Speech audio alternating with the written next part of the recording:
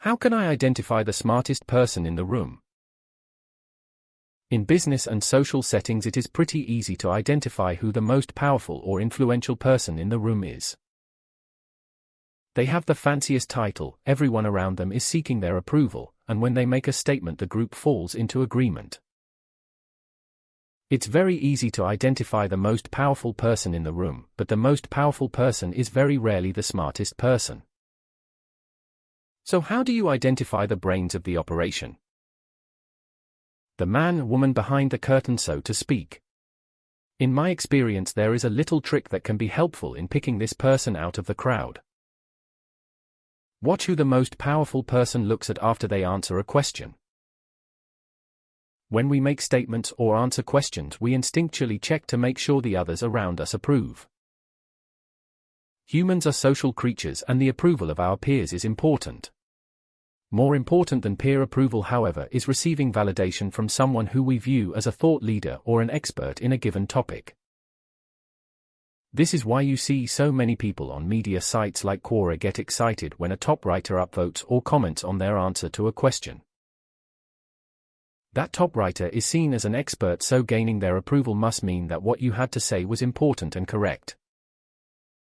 Sure, each upvote counts as one, but that specific one carries the weight of an industry leader behind it.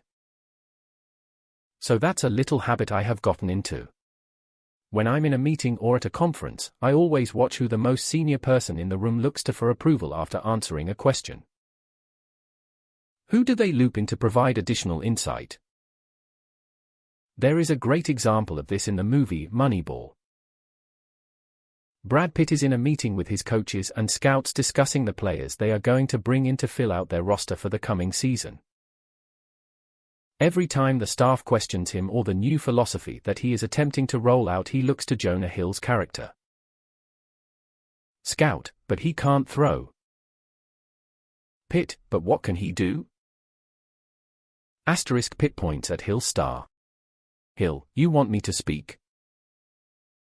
Pitt, when I point at you, I want you to speak.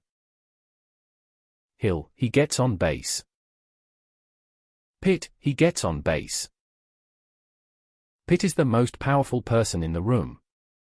He is the Oakland A's general manager and final word on everything.